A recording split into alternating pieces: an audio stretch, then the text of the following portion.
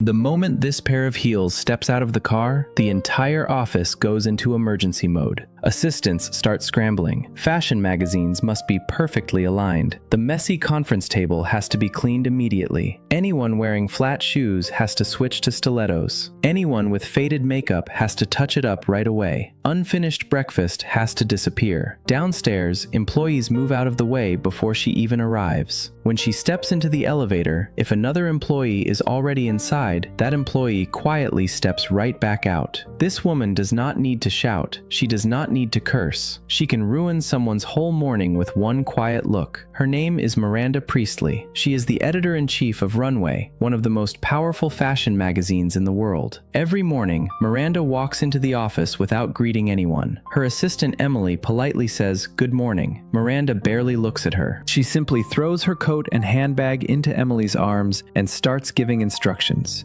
A scarf that must be delivered, a driver who must be ready, a schedule that has already changed, a dozen urgent tasks fired out in a voice so calm it is almost cruel. Emily can only stand there with the expression of someone whose soul has just clocked out. And yet, even with a boss this terrifying, countless young women dream of working for Miranda. There is a legend in the publishing world. If someone can survive 1 year as Miranda Priestly's assistant, every magazine in New York will want them. The problem is that almost no one lasts 1 year. Some quit in days, some are broken in weeks, some are gone before the office even learns their name. But Andrea Sachs does not know any of this. She is a fresh graduate who wants to become a serious journalist. To her, Runway is not a dream job, it is just a stepping stone. If she can get this assistant position, maybe one day she can use the experience to get hired by a real newspaper. So Andy walks into the interview, completely unprepared for the world she is about to enter. She has never read Runway. She knows nothing about Miranda. She understands even less about fashion. The staff looks at her outfit with silent horror. To them, Andy looks like she wandered into the wrong building while looking for a library. When Andy finally meets Miranda, the interview is almost over before it begins. Miranda glances at her and immediately loses interest. Andy tries to explain her qualifications, but Miranda casually waves her away. Andy knows she has failed. She forces a bitter smile and turns to leave. But then frustration pushes her to speak. She admits she is not skinny enough, not glamorous enough, not fashionable enough.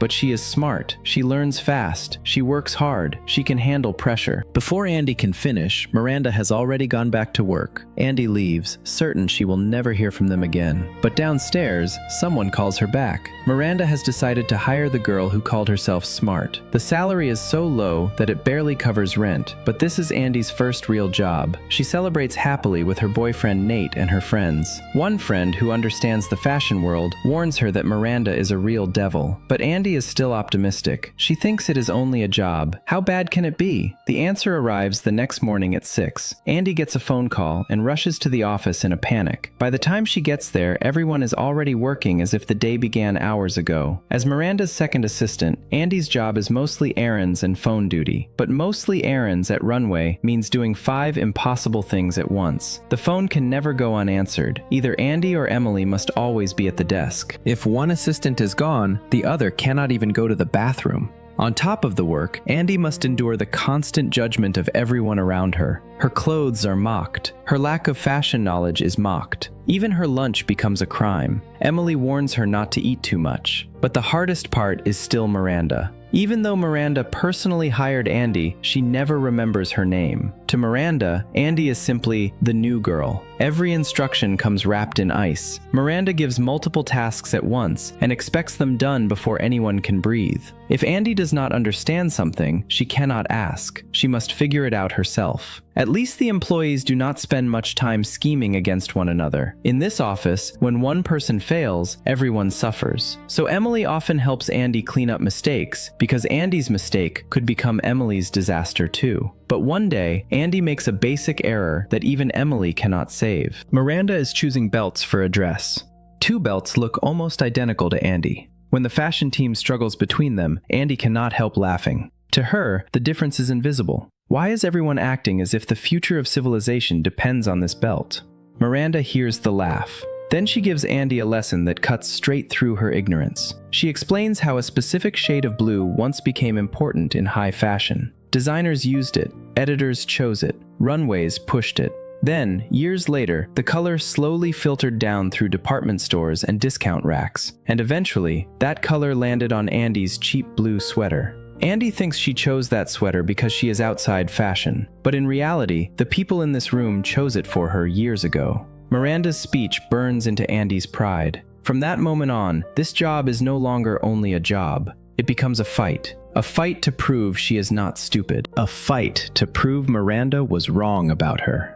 Every morning, as Miranda fires out orders, Andy races through New York City. Buy breakfast, pick up dry cleaning, repair a car, receive deliveries, walk the dog. A job that was supposed to be assistant work becomes professional chaos management. Miranda still does not call her by the right name. Every day, she drops her coat and bag onto Andy's desk with exhausted contempt. Andy spins like a top being whipped from morning until night. She wants a future at a serious newspaper, so she keeps swallowing the humiliation. At last, the weekend comes. Miranda has traveled to another city for meetings. Andy thinks she can finally relax. Her father visits from out of town. He gives her some money to help with expenses, but he is also worried. He often has to wait until 2 in the morning just to hear from his daughter. He does not understand why she chose this job. Andy was a strong student. She writes well. She could have continued at Stanford or pursued real journalism. Instead, she is working like a super nanny for a fashion dictator while earning almost nothing. Before Andy can explain, Miranda calls. Because of a major storm, all flights have been grounded, but Miranda must get back to New York that night so she can attend her daughter's performance the next morning. She tells Andy to find her a plane. It is an impossible task. Still, Andy ignores her hungry father and starts calling every airline, every private contact, every possibility she can think of. That night, she tries everything. Nothing works. On Monday, Miranda calls Andy into her office. She does not scream. She simply says she hired Andy because she believed she was different from the pretty, foolish girls usually desperate for the job. But now, Miranda says, Andy is not only unfashionable, she is also disappointing. Those words crush Andy's self-esteem. She runs out, hurt and angry, unable to understand why all her effort means nothing. Then she goes to the one person in the office she trusts, Nigel Kipling, Runway's fashion director. Andy pours out her frustration. When she does well, no one praises her. When she fails, she is treated as worthless. But Nigel does not comfort her. He tells her to quit if she cannot handle it. There are 1,000,000 girls who would kill for this job. Andy is not truly trying, he says. She is only complaining. She does not respect the magazine. She does not understand the art or the effort behind the industry. She has not tried to join this world.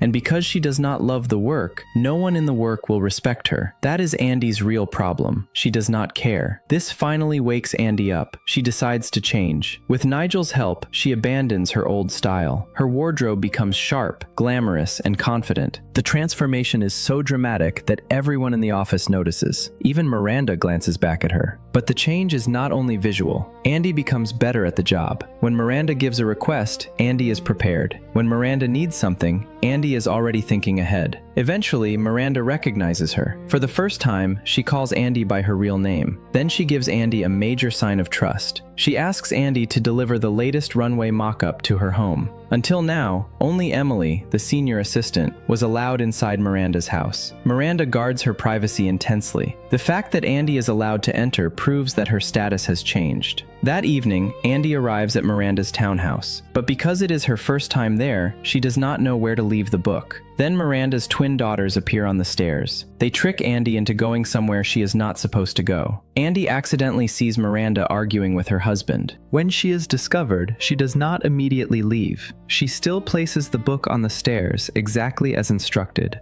Miranda looks stunned, but that night, she says nothing. The next day, Miranda still does not bring up the mistake. Instead, she gives Andy a new, impossible mission. Her daughters want the unpublished manuscript of the new Harry Potter book. Andy must get it by 3 o'clock that afternoon. On top of that, Miranda also wants a steak delivered in 15 minutes. Fail either task and Andy is done. Andy knows Miranda is testing her on purpose, but her work instincts take over. She buys the steak while calling publishing contacts across the city. Every answer is no. She finally brings back the steak. Miranda refuses to eat it. Then she reminds Andy about the manuscript. Andy finally breaks. She dumps the steak and calls Nate, saying she is going to quit. Nate supports her. He feels that since Andy started this job, she has changed. She no longer cares about her friends. She barely smiles. She fights with the people who love her because of work. But even while Andy says she wants to quit, her body is still chasing the task. And then, by a miracle, Christian Thompson, a successful writer she met through work, gets her the manuscript. Andy completes the impossible. But when she gives it to Miranda, Miranda immediately finds another issue. She needed 2 copies. Her daughters cannot share one book. What Miranda does not know is that Andy already made 2 copies, had them bound, and delivered them to the twins.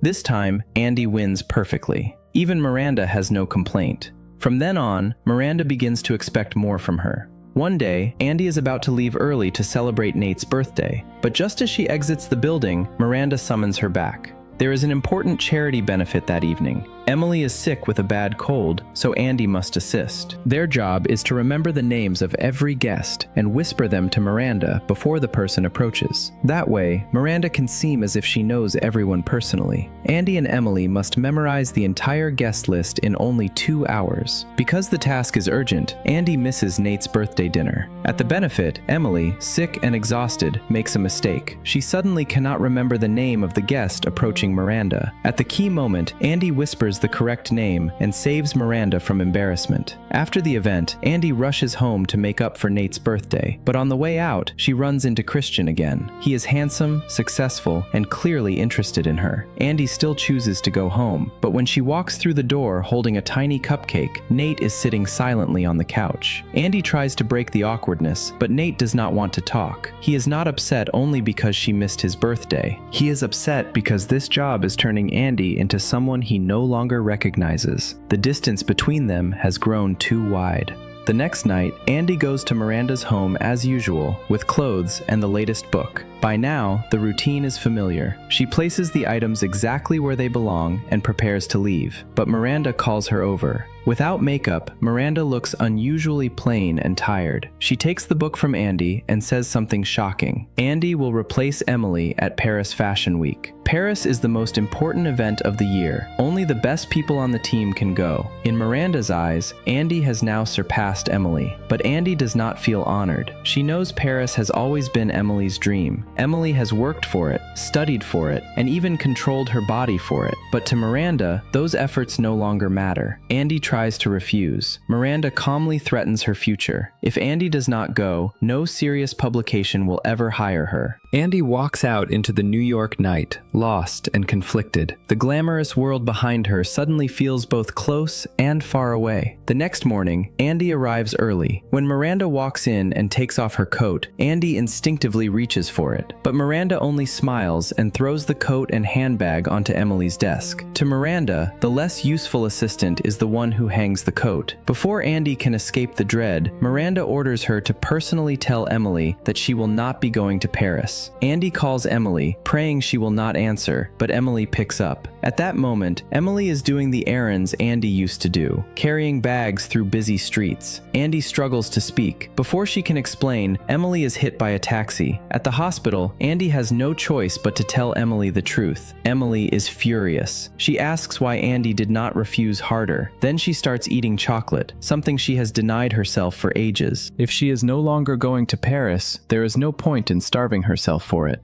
Andy tries to comfort her. Emily snaps and tells her to go. That night, Andy attends her friend Lily's art show. There, she runs into Christian again. They talk closely, and when he says goodbye, he kisses Andy on the cheek. Lily sees it and cannot accept how casual Andy has become. She tells Andy she has turned into the kind of person she used to hate. Then she walks away angrily. Nate also learns that Andy is going to Paris. Andy assumes he is there to criticize her and storms outside. Nate follows, confused. Andy keeps saying she has no choice. Nate answers that she does. Every single step has been her choice. All the frustration between them finally explodes. Their values no longer match. Years of love are not enough to hold them together. Andy is the first to say they should break up. Nate does not stop her. Then Miranda's phone call comes in again. Nate says the person whose calls she always answers is the person she truly cares about.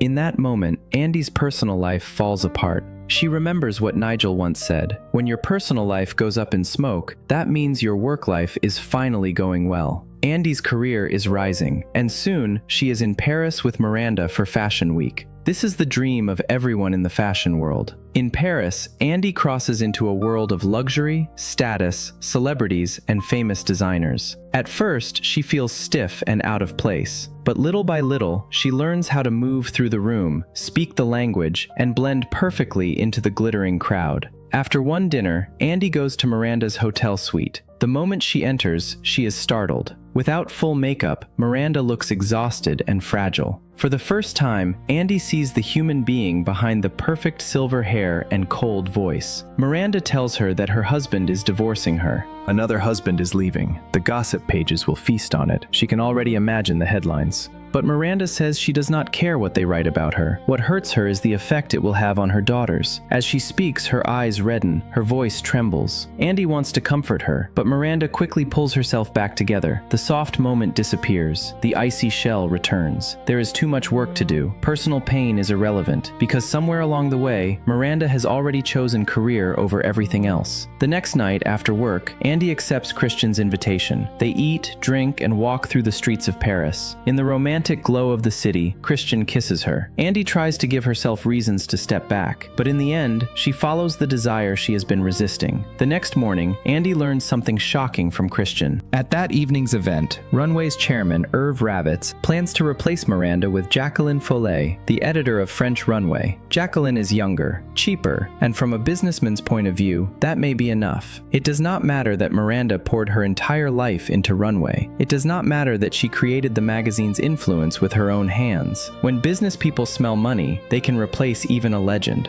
Andy cannot stay silent. She rushes to warn Miranda, but every time she calls, Miranda hangs up before Andy can speak. Even when Andy goes to the hotel in person, Miranda refuses to see her. Finally, at the event, Andy corners her and tries to explain, but Miranda reacts as if she already knows. Andy does not understand. Then Miranda takes the stage, and Andy sees what real survival in this world looks like. Miranda is not being replaced. Instead, she publicly announces that Jacqueline will take another prestigious position. That position was supposed to go to Nigel. Nigel has worked for Miranda for 18 years. He has given everything to her and to Runway. He believed this new job would finally be his own stage. Earlier, he had even celebrated with Andy, but now, in one sentence, his dream is taken away. Nigel becomes the sacrifice Miranda uses to protect her throne. He forces a pale smile. He tells himself Miranda will probably make it up to him later, but deep down, he knows that promise may never come. After the event, Miranda explains the move to Andy in the car. She had heard the rumors long before Andy did, so she secured Jacqueline a better job, making Jacqueline no longer available to replace her. Then Miranda went to Irv with a list of key Runway talent and made it clear. If he replaced her, those people would leave with her. That is how she won the negotiation and kept her position. Miranda thanks Andy for trying so hard to warn her. Then she says she sees a lot of herself in Andy. She invites Andy to keep fighting in this world beside her. Andy rejects the comparison. She says they are not alike. She would never do what Miranda did. She would never hurt someone else to protect herself. Miranda's answer cuts through her. Andy already did that. When she agreed to go to Paris, she took Emily's place. She chose herself, just like Miranda. Miranda puts on her sunglasses, steps out of the car, and walks into the flash of cameras with the flawless business smile she has spent a lifetime perfecting. Andy follows her out, but this time, she does not immediately follow Miranda's path. She pauses, then she turns and walks in the opposite direction. When Miranda calls, Andy does not answer. She smiles, drops the phone into a Paris fountain, and lets the glittering life everyone envies sink beneath the water. At that moment, Andy finally knows this is not the life she wants. She cannot keep trading away the people she loves and the person she used to be for a job. She chooses a different road from Miranda. Back in New York, Andy returns to her simple style and interviews at a newspaper, the career she wanted from the beginning. During the interview, the editor says he checked her background and received a fax from her former boss. Andy immediately becomes nervous. She and Miranda did not exactly part peacefully. She expects criticism. Instead, Miranda strongly recommended her. After the interview, Andy walks past the building where everything began. She calls Emily and offers her the clothes she brought back from Paris. Andy knows Paris was Emily's biggest regret. She hopes the clothes can at least bring her a little comfort. After hanging up, Andy sees Miranda coming out of the building across the street. Miranda is still polished, cold, and moving quickly. Their eyes meet. Andy smiles and waves. Miranda only gives her a cold look, takes off her sunglasses, and gets into the car. Andy smiles to herself. This woman is still exactly the same, but Andy does not see what happens next. Inside the car, Miranda looks at Andy walking away. Then, for the first time, she smiles with quiet approval. In a certain sense, they really are alike. Both women made a firm choice. Both refused to drift with the crowd. Both kept walking toward the life they believed in. The Devil Wears Prada is a 2006 comedy drama directed by David Frankel, starring Anne Hathaway as Andy Sachs and Meryl Streep as Miranda Priestly. Andy is a smart graduate who dreams of becoming a journalist, but after graduation, she accidentally enters the world of high fashion and becomes the second assistant to one of the most powerful and difficult editors in publishing. At first, Andy does not understand fashion. She does not even respect it. But as Miranda keeps testing and humiliating her, Andy uses her intelligence, endurance, and competitiveness to transform herself. She becomes stylish. She becomes capable. She gains Miranda's approval, and she steps into a world that millions of people would fight to enter. But the deeper she goes, the more she loses. Her smile fades, her friendships crack, her romance with Nate falls apart, her values begin to blur, and in Paris, she finally sees the ruthless machinery underneath all the beauty. Even if someone does not want to participate in the game, once they are inside it, they may still be pushed into playing. That is what happens to Andy. She thinks she is different from Miranda, but Miranda forces her to see the uncomfortable truth. Andy chose herself over Emily. She made a move that hurt someone else to protect her own future. In that moment, Andy understands that success is not only about climbing higher, it is also about knowing what kind of person you are becoming while you climb.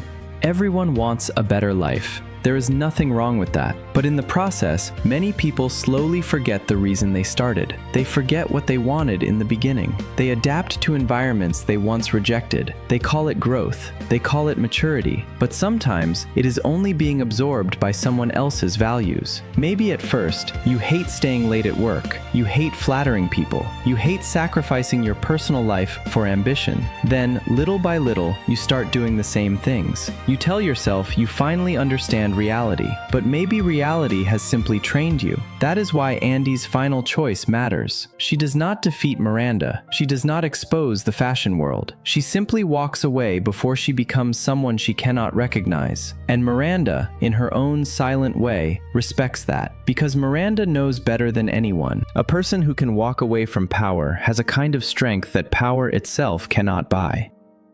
That's all for today's movie recap. If you enjoyed this story, don't forget to subscribe our channel, like, comment, and share. I'll see you in the next one.